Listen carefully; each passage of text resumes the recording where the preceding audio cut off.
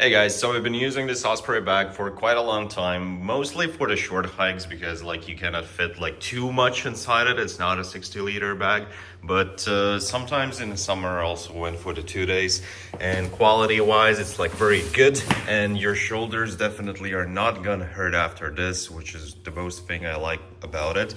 And these side pockets are also definitely great. So for some small stuff, whenever you're going, you don't need to take off your backpack to just grab something, right? These are accessible all the times, and you can adjust everything as you need. There's in the bottom there's this thing to put the cover for the bag, right, to save it from the rain and save all of your stuff.